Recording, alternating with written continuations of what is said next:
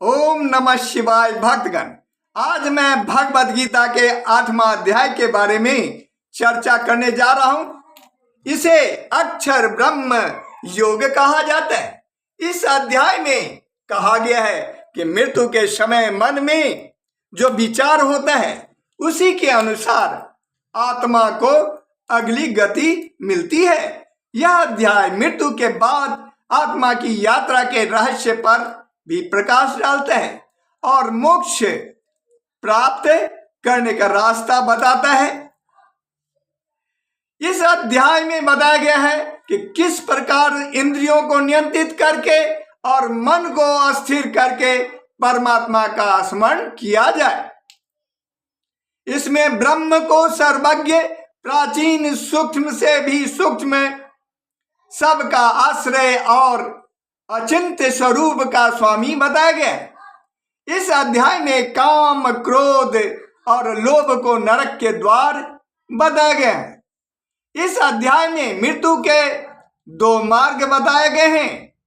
एक मार्ग है जिसमें योगी परम गति को प्राप्त होते हैं और दूसरा मार्ग है जिसमें योगी अनिष्ट गति को प्राप्त होते हैं। इस अध्याय के 6ठा श्लोक में भगवान श्री कृष्ण अर्जुन से कहते हैं, यम यम वापी स्मरण भावम त्यज त्यंते कलेवरम तम तमे बैति कौन्तेय सदा तदभाव भावितः।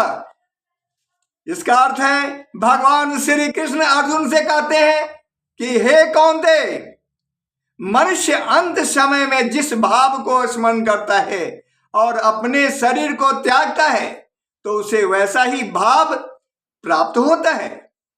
और इस अध्याय के 7वां श्लोक में कहा गया है, तस्मात् सर्वेषु कालेषु माम नु स्मरण युद्ध च मयर्पित मनोबुद्धिर मामे वैसे संशयम। इसका अर्थ है भगवान श्री कृष्ण कहते हैं कि हे अर्जुन, हर समय मेरा स्मरण करो और युद्ध भी करो। जो भी व्यक्ति अपना मन और बुद्धि अर्पित कर देता है तो निश्चित रूप से मुझे ही प्राप्त होगा। और इस अध्याय के 21वां श्लोक में कहा गया है, अव्यक्तोक्षर इत्युक्त अस्तमाह परमं गतिम यम प्राप्य न निर्वन्ते तद्दम परमं मम।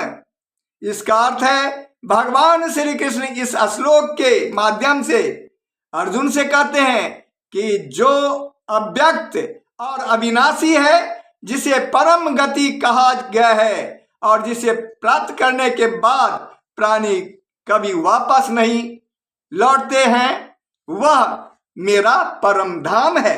तो भक्तगण, ये थी भगवद गीता के 8वां अध्याय के बारे में जानकारी। अगर मेरा वीडियो पसंद आवे तो मेरे इस चैनल को लाइक एवं सब्सक्राइब करें, साथ ही अपने साथियों को भी शेयर कर दें। अगले वीडियो तक के लिए आपसे विदा चाहता हूं। जय श्री कृष्ण।